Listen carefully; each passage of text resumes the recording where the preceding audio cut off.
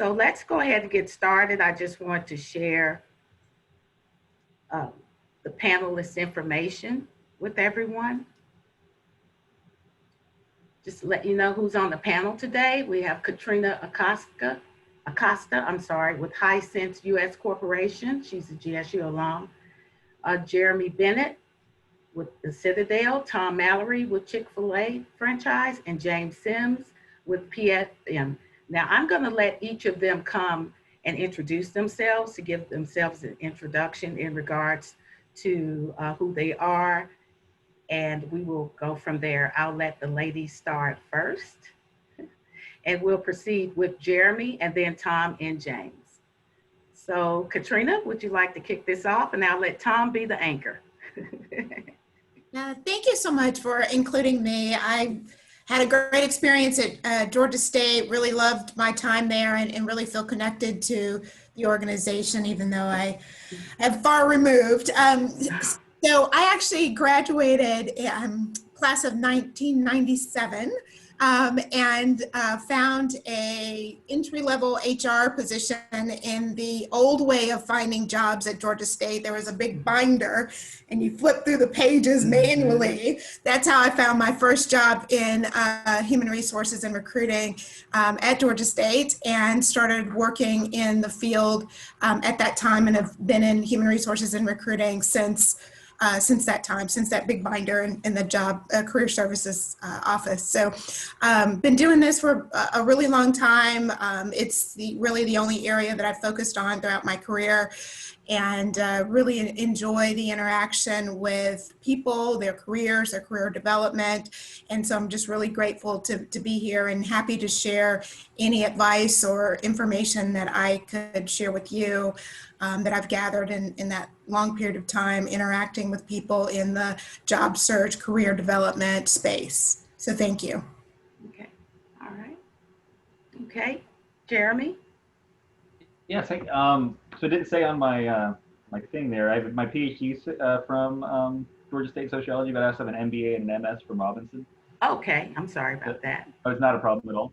I've taken a lot of classes, I guess, at Georgia State. So I'll say I did my undergrad at the University of Georgia, had a really great time there, but didn't truly enjoy education until my MBA and MS at Robinson. And then that is actually what spurred me to get my PhD, is that I was enjoying the classes and everything. So I am on the board of directors for the Alumni Association for Georgia State, and trying to get back involved with everything. So my family and me moved to Charleston 3.5 years ago. So we used to attend a lot of Georgia State events and football games and things like that. Have obviously not done that recently. I've done even less since March. But trying to give back to Georgia State, because I got a lot out of Georgia State, and I still have a lot of connections and things from going through all the different programs I did there. Great. All right. Our next panelist.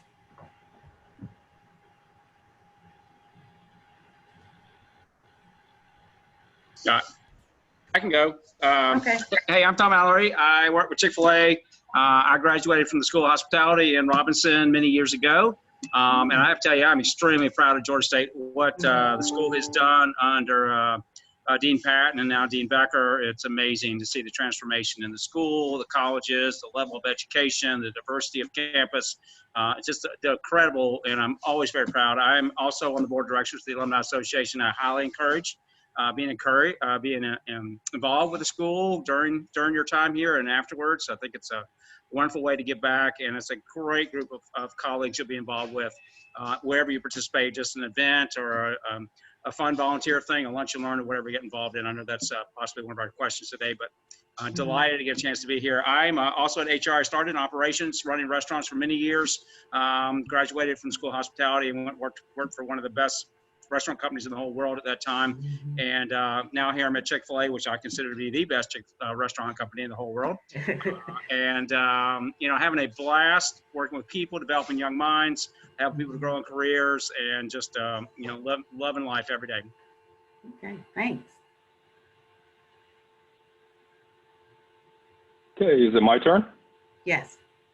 Okay, hi, this is James Sims. I am a portfolio manager for PFM. For those who do not know the name PFM, it stands for Public Finance Management. And so we are known for helping the public sector with their finances. But we do some work in the private sector, but we have 6 main areas of business. The 2 largest are the asset management side and the financial advisory. So on the financial advisory side of it, think of the city of Georgia State University, somebody needing to do some sort of debt financing.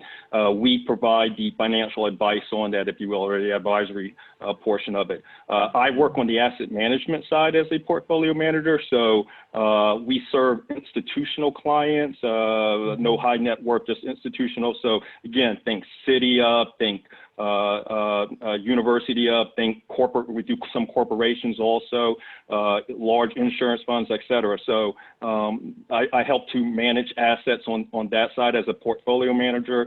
I also do a little bit of specialization in the sense that I kind of help to lead our efforts around strategy as it relates to what we call rates and securitization. So think, strategy related to treasuries, agencies, supras, but then also asset-backed securities or mortgage-backed securities. So those nasty little things that help to contribute to some of the challenges we had during the financial crisis, although I like to say it's much safer these days.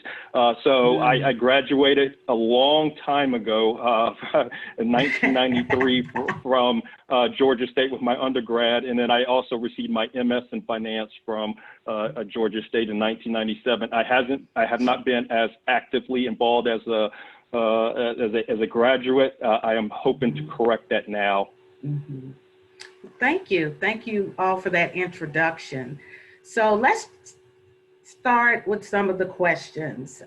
One question I want to shoot out, this is really important, especially when you are a graduate or undergraduate student, how the mentorship piece plays in the role of your academic track and even your professional track.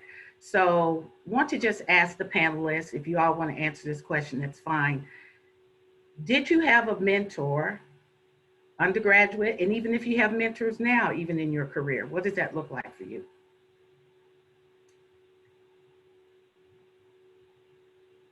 I think Jeremy's talking, but he's on mute. Oh, okay. I muted myself, so that's okay. I wouldn't make sense while James was talking. I love that background. Yeah, I do a lot with Zoom backgrounds on all my different things, so I jumped and grabbed one for Georgia State. I did not have any mentors moving through any of my, and this was largely my fault. I was more of the head down and moved through my programs in undergrad, and then graduate school, and even during my PhD, I was working full time. So while I was getting my PhD, my main mentor was the then Vice President of Academic Affairs at Gwinnett Tech, who's Victoria Seals, who's now the President of Atlanta Tech, and she's still my mentor. So I would say grab on to people who want to give you advice. I remember we used to meet every 2 weeks, and I originally found it irritating. Then I realized how much I was getting out of the meetings. And now whenever I'm back in Atlanta, we usually try to meet for lunch or things like that. So, and if I have a question about my career, she's in education also, different stuff, but there's about 4 or 5 people I would reach out to for advice because I trust them and I can give my complaints that are occurring in my life that I wouldn't be able to do at my current job.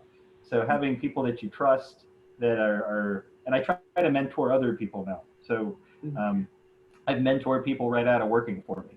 So they went and got other jobs because I said it was time for them to move on to the next level, and they got their degrees and moved on. So I try to constantly push people to the next level because that's what Dr. Seals did for me when I was working there. She was an advocate of me moving on to the next level and trying new things. So I think mentors are very important. And I'll go ahead and put a shout out to our LinkedIn alumni group at this point in time, which I think all of you should go ahead and join into.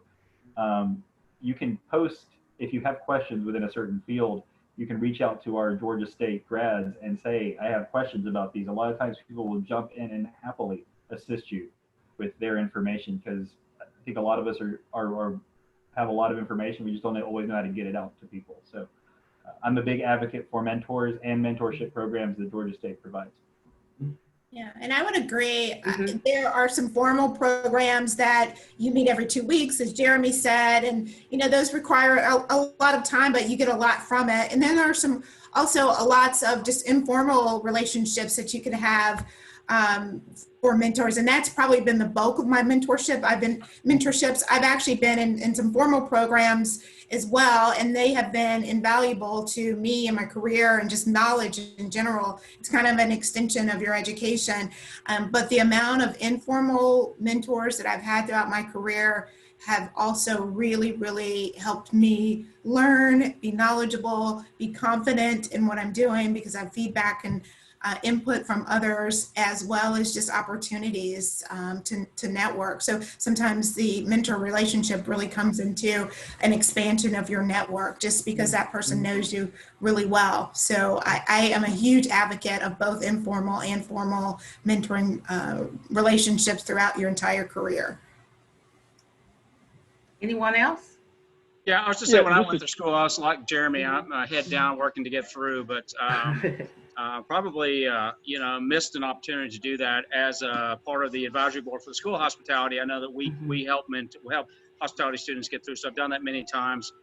Currently in the restaurant, I don't say I would have a formal mentor. I have several folks that I reach out to in my circle of colleagues and friends to talk through career ideas or get advice about things that are going on in the industry or personal development. But we at ChickfilA really love to develop others, so that's just a part of who we are, and our culture is always helping younger folks in our organization to grow and develop and find their path, whether it's with our organization or outside of our organization into other careers. We really feel like people have a purpose in life, and we do our best to help them find it and fulfill it.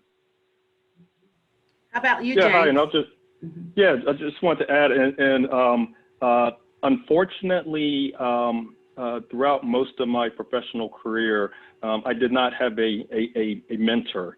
I did have some, if you want to call them sponsors, people that helped me get along in my career, especially during my time at SunTrust, which is now Truist, but SunTrust there in Atlanta. I did have some gentlemen higher up in the organization that really helped me to get to the next level. But in terms of having an informal or a formal mentor, I did not have.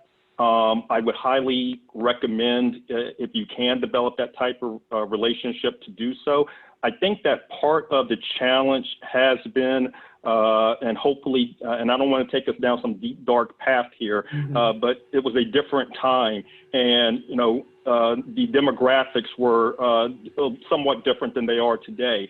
And so you had certain people who did not believe that a person should be working in certain areas because they did not feel that their clients would be receptive to that. And so that could have been a reason for their decision not to, help mentor me along. I also had some African Americans who, at one point in time, I reached out to them. By the way, if you don't know, I am Black. But I did have some Black people, some African Americans that I asked to, kind of, help guide me. And I think it was a different time back then, and their decision to not do so was one that, I didn't really have anybody do it for me. I figured it out, so you need to figure it out, which I think is pretty destructive. That's not fortunately, I've been mentors to a number of people, men, women, doesn't matter the race.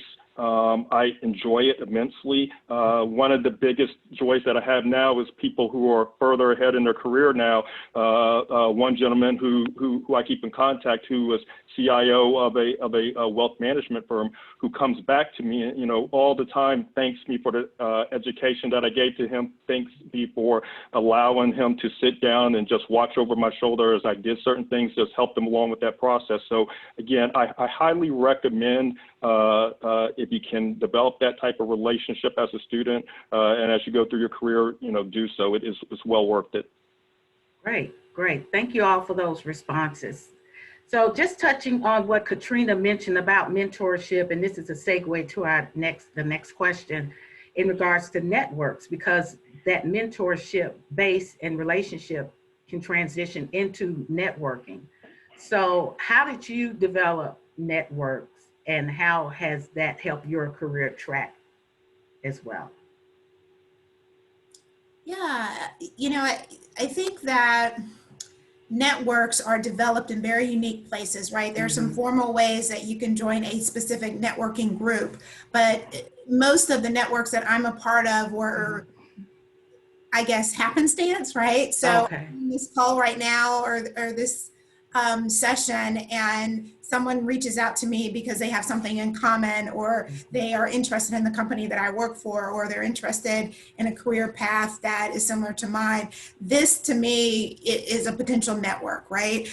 The Alumni Association is probably the best network we could have at Georgia State because it definitely is super broad. There's definitely someone on your career path. There's probably someone in a company that you want to work for. There's definitely someone that has the knowledge or the challenges that you're going through, whether it's, being a diverse person in a non-diverse industry, or a learning disability or a learning difference that you experience. There's somebody in the Georgia State Alumni Association with something in common with you that could really help you to get you where you want to go. So my thoughts on networking is, again, there's formal networking groups that you absolutely could join, but your church, your community, your alumni association. Did I say that one?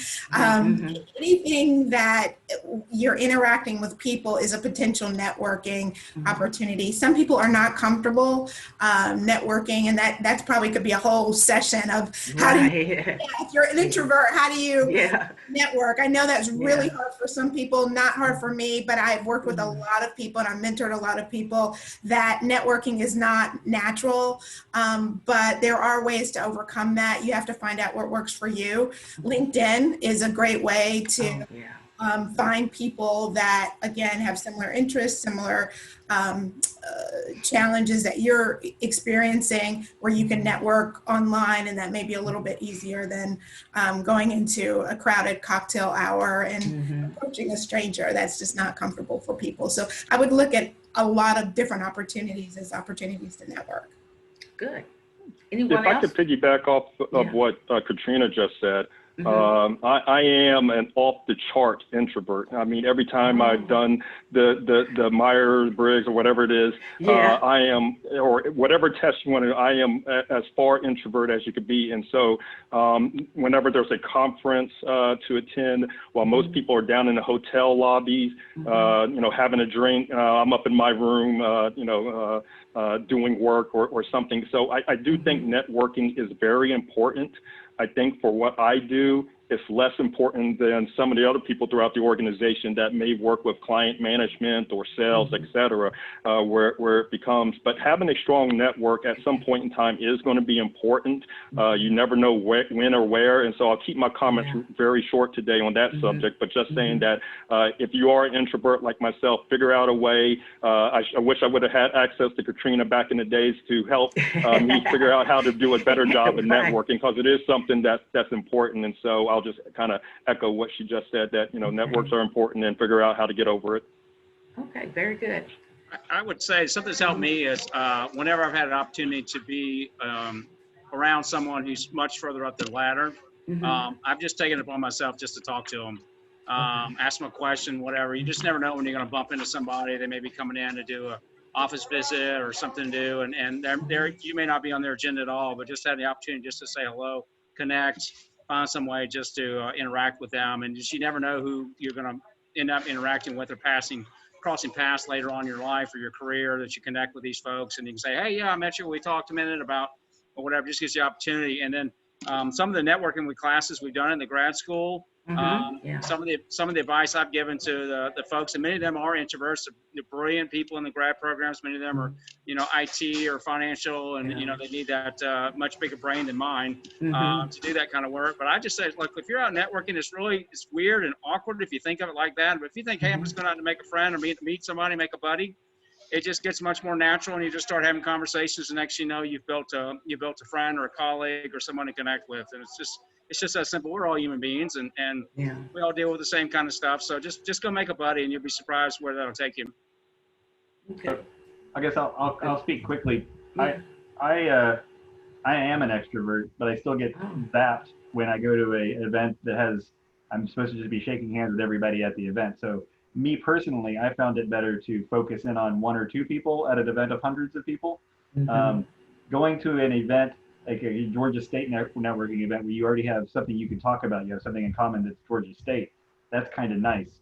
Going to a football game watching party, that's kind of nice. That you can just meet a person. I found brewery networking events and things like that too. So maybe you talk about the beer you're drinking or what kind of beers other people like. It's just something that people that are there can talk about. When I go to a cocktail hour somewhere and I don't know anybody and the only reason we're there is to sell something to each other, I find that very difficult. So find where you're comfortable with and then use that, because if you seem uncomfortable, it's not going to go as well anyway. So find your niche. Very good. Okay. So our next question has to do with the value of your GSU degree. We know that you all as professionals, you're seasoned professionals, you've done a lot of interviewing. How was your GSU degree or degrees perceived during the interview process that you went through? Any particular story that you can tell about that? I don't have a particular story, but I do interview a lot of people. That's what I've been doing for the past 20 years or so. Some weeks I could do 10, 15, 20 interviews. And one of the things you are evaluated on is, your school. People have a lot, everybody has biases and preferences and thoughts about schools. But what I can absolutely tell you for the majority of my career, Georgia State is definitely valued and revered as a school where people come, they have a lot of knowledge, and it's assumed that you're a hard worker, that you're smart, you're professional. So those are the sort of things that have come up about Georgia State as assumptions that hiring managers, HR professionals are making about Georgia State. I always pray every day that a candidate doesn't prove them wrong, because I want that stereotype to remain true. But again, overall, my experience is that Georgia State is absolutely valued as a school where the candidates are going to be professional. And in every school you go to, there are going to be some assumptions. Now, I won't say that, it's always the top school or the school that is most. A lot of people have biases related to, where they went to school. If they went to a different school, obviously, it's going to be a bias that comes into play. But as a generalization, I can tell you Georgia State is highly revered, and the assumption is that students coming from this school are going to be top students or top professionals in the organization. So, I've recruited on probably a couple hundred campuses throughout my career. I've had a long stint of campus recruiting. Georgia State, to me, has always been students that were work ready. And I think Katrina mentioned hardworking. So many students, there are a lot of college campuses, they're soft, they're spoon-fed. They're just not really ready for the rigors of a lot of the corporate environments, or certainly in my industry, the restaurant industry. But it comes to Georgia State, and even the team members we hire today at our locations are just always just top notch. But the folks graduating, I've always found them to be extremely work ready and just ready to be contributing to your organization. And again, this is James. If I could piggyback off of what Katrina and Tom just said, hard work, and I think is key there. PFM, if you look at our values, our principles, et cetera, one of the things is grit, and that to me kind of defines what I typically think of someone from Georgia State: hardworking, ready to work. Willing to roll up their sleeves and get the job done. Being in financial services, asset management, working with Wall Street, all the time. Most of the contacts that I come in, most of the people I come in contact with, or different organizations that I've worked for, whether it be I worked for Wells Fargo, or predecessor firm, or Columbia Threadneedle, which is a large global asset manager that at one point in time was owned by Bank of America. A lot of the students are, you know, the typical Ivy League school, or think Stanford, Cal Berkeley, you know, Chicago, those type of schools. And some of them, and I won't mention what school, it's none that I just mentioned, but one school I went to do a recruiting and at a well-known school in North Carolina, I'll give you that. And the sense of entitlement just really turned me off. And you know, I prefer to have somebody, obviously, Georgia State has a reputation for preparing students for having the technical skills you may need in finance, but to have someone who's willing to come in and roll up the sleeves and do a hard work and put in the extra hours, I think that's critical, and that's what I think of Georgia State. So again, hardworking, ready to work, roll up their sleeves, get the job done.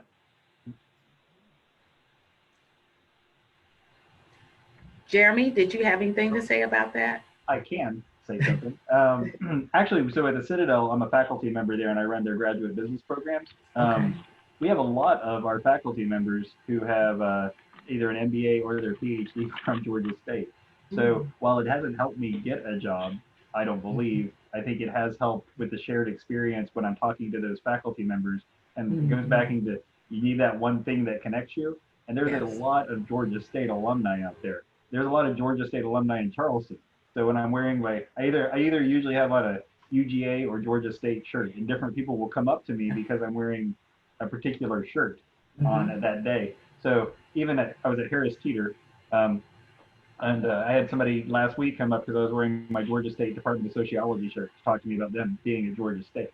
So we had a masked on 5-minute conversation about Georgia State. And those are very cool experiences. And I'll also say there are schools that I think you hear in interviews may get you further. I think Georgia State will never hold you back and only give you a positive. So it is, and the national and regional recognition has grown a ton in the last year. Yes. Buying Olympic Stadium, those kind of moves that get you national press.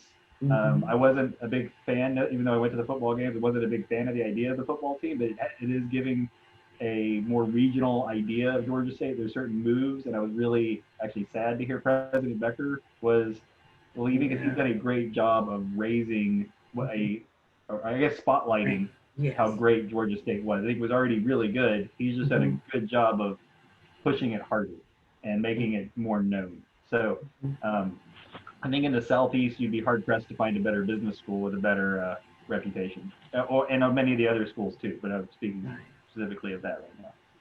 Very good. Can I ask a real quick question? Sure. Jeremy, did you say you were not a fan of Georgia State getting a football team? Originally, I was not. I thought it was going to be a difficult thing to do, and I went to a lot of the initial games because I was a season ticket holder, while not a fan of the idea. That I was, but I like the I like everything they've done recently. So I just wasn't sure about the return on investment. But I think go ahead. I was going to say that's a fair point. When I worked for Columbia Threadneedle in Portland, Oregon, and so that's another thing I've worked in, I don't know, 5 or 6 different cities in my professional career, but I was in Portland, Oregon, and so I was proud when Georgia State came up to play the University of Oregon, and I was talking a lot of trash when they were, I think it was tied maybe, or, you know, not trailing by much when, you know, Oregon was a powerhouse. And so, you know, the fact that they can hang against schools like Wisconsin, and, you know, they have a bowl victory, I think, at this point in time, that's kind of neat, I think. So I hear you on the original ROI on it, but yes, I'm a fan of Georgia State. Last year when they beat Tennessee, I was wearing my Georgia State stuff everywhere. Yes. Fan I knew, I was like, wow, so Georgia State's on the board now, huh? It was good. Oh, those were good comments. So now I want to take you down memory lane, so to speak, panelists. So go back to your undergraduate or graduate years at Georgia State and think about what could have been the best piece of advice you received while you were in school. Yes, I'll take that one. I did get a lot of advice while I was there. And I think the population or the demographics at Georgia State are oftentimes those individuals. We all mentioned that we work during either undergrad or graduate school or your PhD program, Jeremy. And so a lot of our students are there to obtain a degree, and the focus sometimes is in different areas. And for me, it was definitely work. I worked full time. I really, really enjoyed working at the time, and you know, I was kind of already in my career, and really just knew I had to get through Georgia State so I could get the degree, right? So the advice that I would have given myself, or wish someone would have really had me, is really focus on taking advantage of the vast knowledge that is at Georgia State while you're there. I did try to balance and teeter between the work world and my education. I accomplished both during that time, but there are some times where I think, you know, I really wish I would have spent more time just really taking advantage of, you know, resources and knowledge. There's some professors there that have amazing experience, and you know, I kind of just went through the course, and I just got to get through the course. I just got to, you know, pass the class. And looking back, I really, you know, kind of regret not really taking advantage of, you know, all the knowledge that's there. Would definitely encourage you to take a class for knowledge as opposed to for a grade. Okay, I'm sorry. Sorry about that, Katrina. Yeah, we had some feedback. The people could hardly hear you a little bit there. I'm sorry. Got it. Is that better?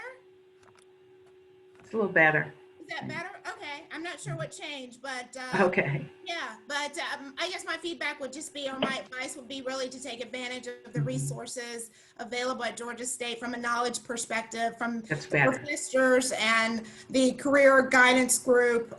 They are amazing, and they have a lot of experience and knowledge that you should definitely take advantage of while you're there. Anyone else on advice they could Yeah, receive? I got 2 quick points. I'll just jump on and jump off, let somebody else talk for a second. But I went to school a long time ago. And I would just say, number one, use your career resources groups, whatever school you're in. They're awesome. They got all kinds of resources. And right now, you know, with everybody being virtual, they want to help you. They want to offer you assistance. And there are all kinds of programs going on. So if you're not connected with your career services folks in your school or with university, please connect with them. They've got lots of, wherever you are in your journey, they've got spots to help you. The other thing I would say is, I didn't get involved enough. I was a student that kind of paid its way through school. I didn't have a lot of financial support. So I worked a ton. So I didn't have a lot of the campus experience and going on. So, and I know that's a lot different now. People really love being on campus doing things, but they want to get involved. There's a lot of altruistic things you can get involved with beyond just like Greek life or things like that. There's things you can do to get back and connect. And I would say also, with the amazing and wonderfully diverse campus that Georgia State has always been and continues to be today, get involved outside your comfort groups as well, because the world is becoming closer all together, and just, you know, meet people that, you know, like you have nothing in common with, and just get connected in groups. You'll find wonderful ways to connect and all kinds of neat things that you might have never explored if you've not had made those connections. Anyone else? I'm going to agree with everybody and say use the resources. I'm also going to say internships are important. Use those opportunities. Obviously, everybody wants a paid internship, but even an unpaid internship is very useful. Getting that resume built, meeting people. If you do a good job on an internship, you got a shot at getting a job post-graduation.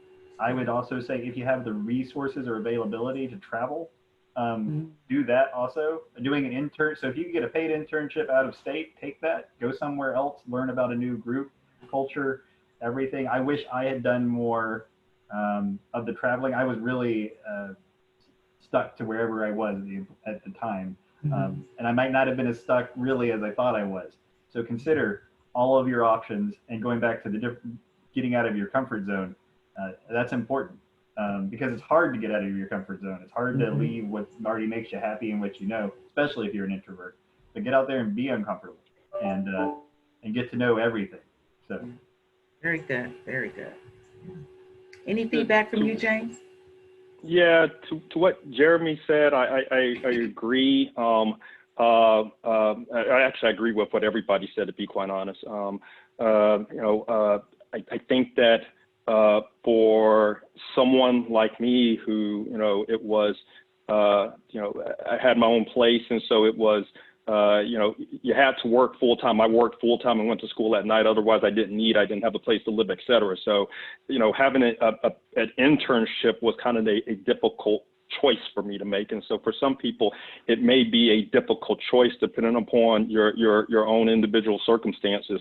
But yes, the networking, using the school's resources, all of what was just said is important, and I wish that I would have done a better job of it. There are some things in retrospect that if I would have done a better job of networking, then maybe it would have led to something slightly different. I'm quite proud of how things have turned out for me, to be quite honest. I love the path.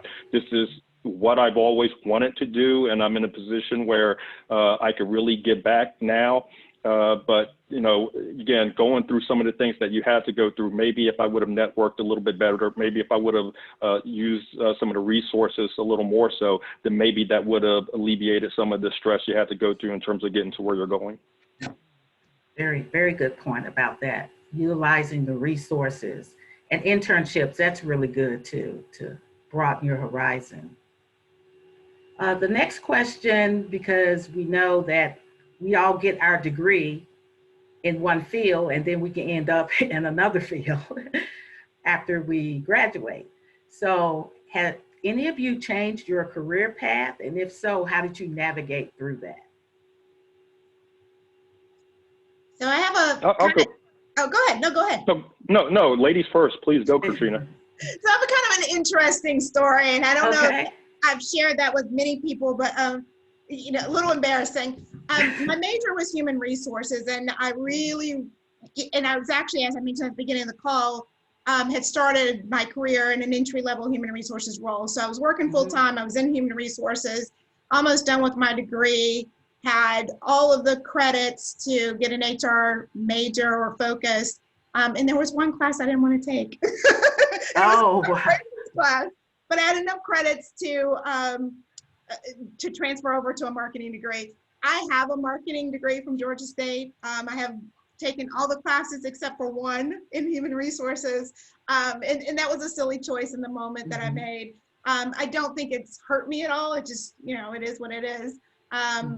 Again, I was kind of in that field. So I've switched a little bit. Yeah, I have a marketing degree, which has been very, very helpful in the HR space. So I don't think changing a degree or changing your path will hurt you. You have, abundance of experience. I know some people that have changed their major several times and, have gone in to do something different. A lot of observation that I have in the interview part of what I do today is I notice how many people are in fields that they didn't major in. So that comes up a lot as well. I don't know that I have any specific commentary about it, but I don't feel like getting additional exposure to another area, especially if it's an area that you're interested in, could hurt you.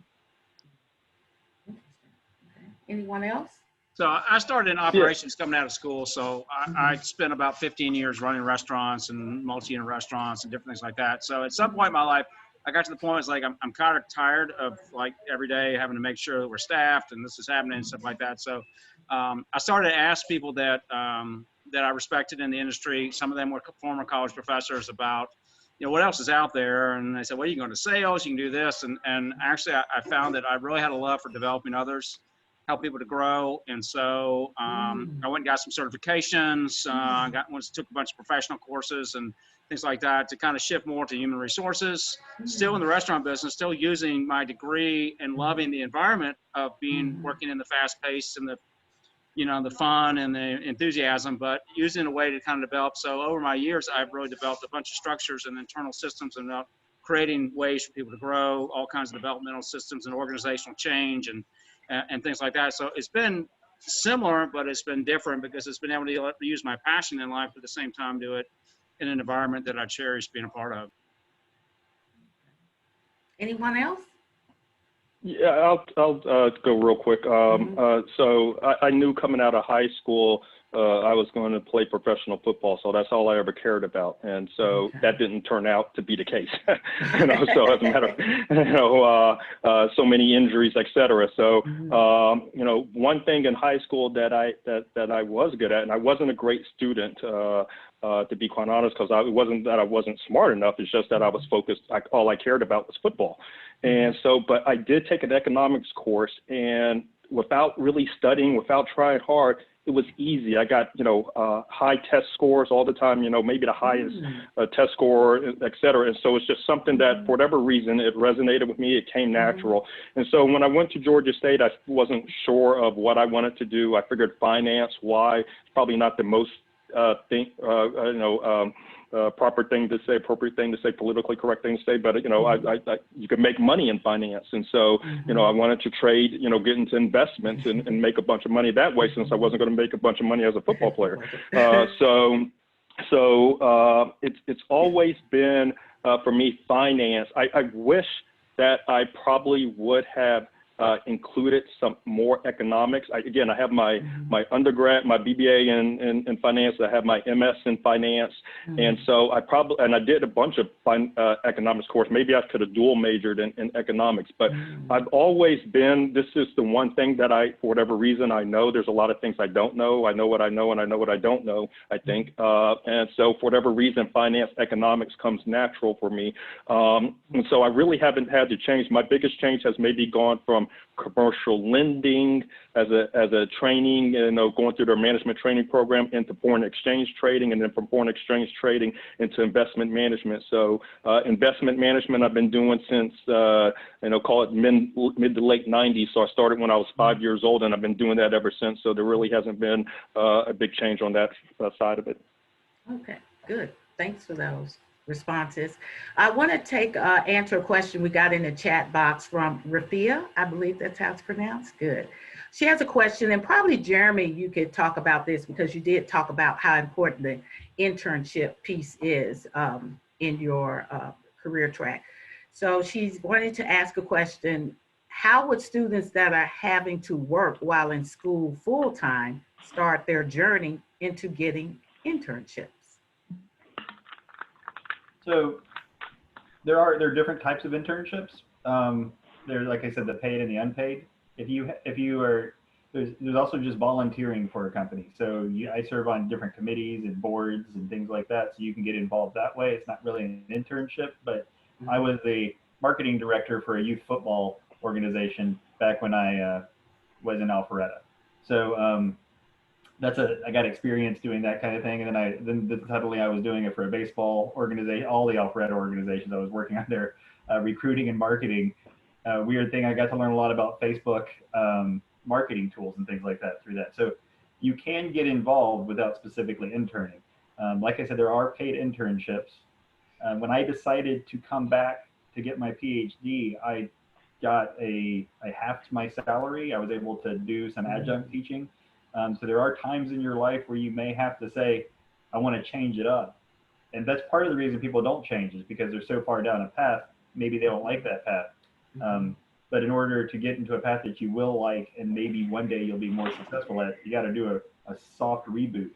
And then you got to decide if maybe taking an internship at $10 an hour is better than making $45,000, $50,000 an hour, or not an hour, a year for that time period. So it goes back to the return on investment I was talking about for the football team. It might take time to build, and there's a lot to be said for doing something that you enjoy. I've done things that I did not enjoy, and I would rather make less money doing something I do than. So I tried to help develop a wireless system for a computer science company at one point, and I was doing defect analysis, where I did that for 10 months. That spurred me to change my perspective on things, because I did not enjoy that. Defect analyst is not what I want my title to be, or anything I enjoy doing.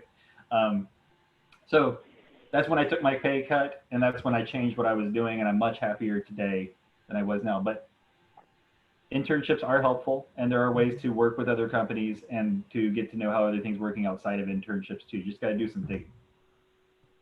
I would say you probably have done this, but Rafael, but I said talk to your employer. I mean, I know we have people that take off every summer to go do internships, and that's just part of being in their business. But other folks, your work may be vital, and they may not be able to do with you, but maybe they could do, they could reduce your schedule somewhat so that you could do, work some evening hours and do some internship hours during the summer or something like that. There may just be ways that you can maneuver it. You may have already, you're probably very bright and you're probably already undertaken all those channels to see if that works for you. But, I think employers these days are a little more flexible than they used to be. Mhm. Okay, thank you very much for those responses. So the next question I want to ask, of course, we know that we're in the middle of this pandemic, and considering the climate we're in, has this impacted your career goals or your career strategy in any way? If you could talk about that. How does that look for you now?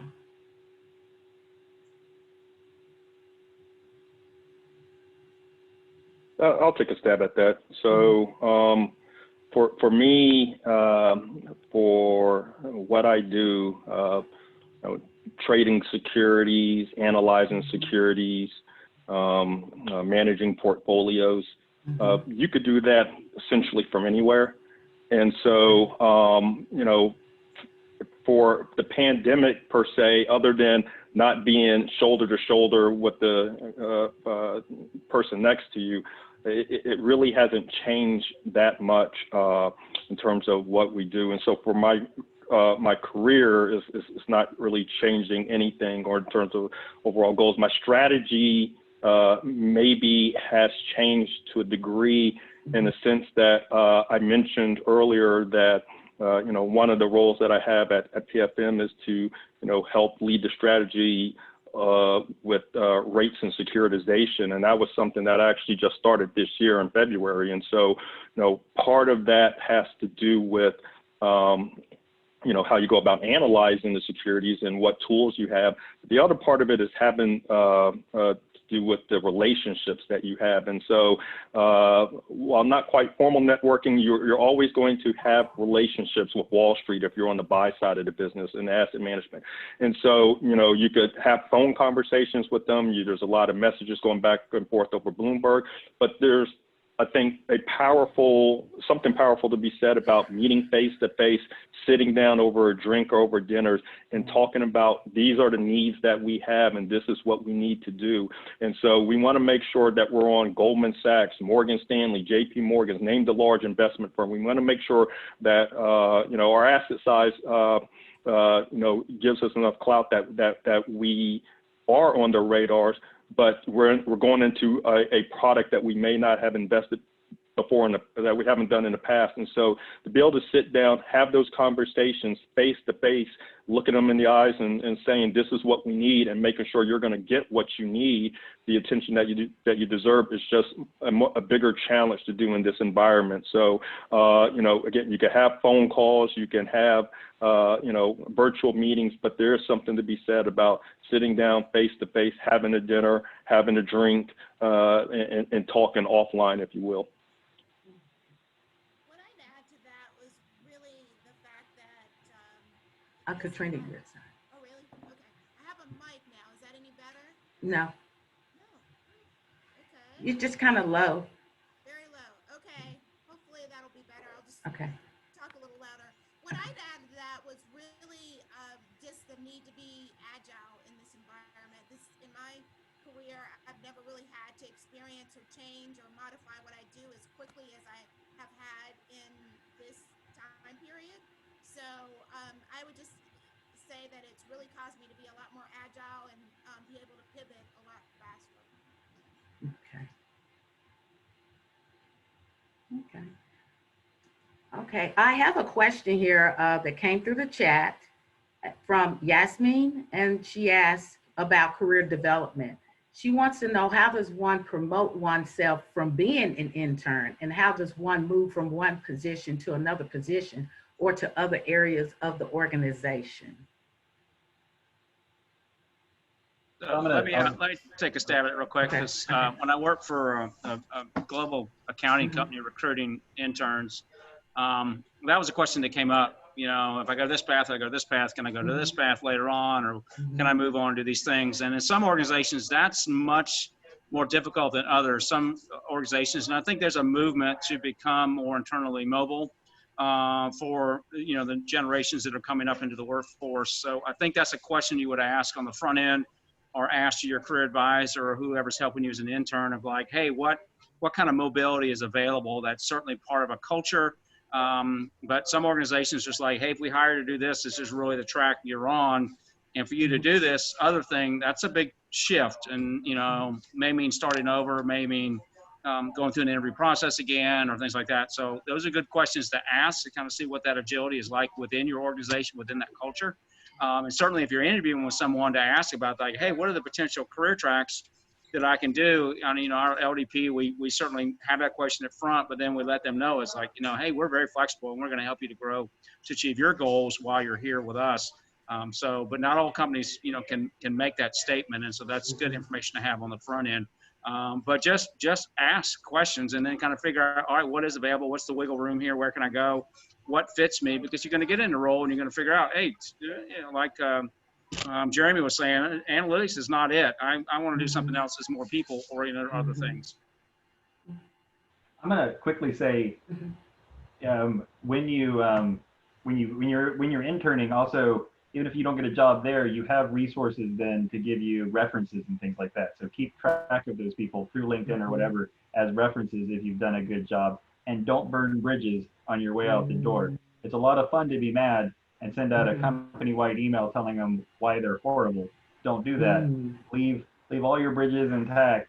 And that doesn't mean if there's a serious issue not to go to HR or something like that. That means that if you were personally unhappy, to not air your grievances, because there's a lot of times where people are gonna want to talk to the people at your previous jobs to get the next job. So I'd say keep your connections. We go back to networking, and then keep those references available and don't burn bridges. Okay, very good. All right, so we'll just let this be the last question on our way out since time is wrapping up. This is in regards to your professional development. Are you currently working on any areas of professional development that will help you to advance your career at this time?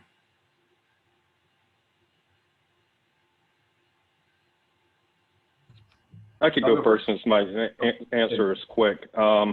The answer is I'm not formally, if you will. Like I said, I have my undergrad, I have my grad, I have my CFA designation for asset management. I guess I could go the PhD route. I don't think my wife would be extremely supportive of that, considering the lack of time I spend at home. Well, I guess now I spend all my time at home. Let me take that back. But I don't know that she would be overly supportive. But so no, I think that you always wind up somehow or another continuing your education, especially working in finance. The world changes, monetary policy changes, fiscal policy changes.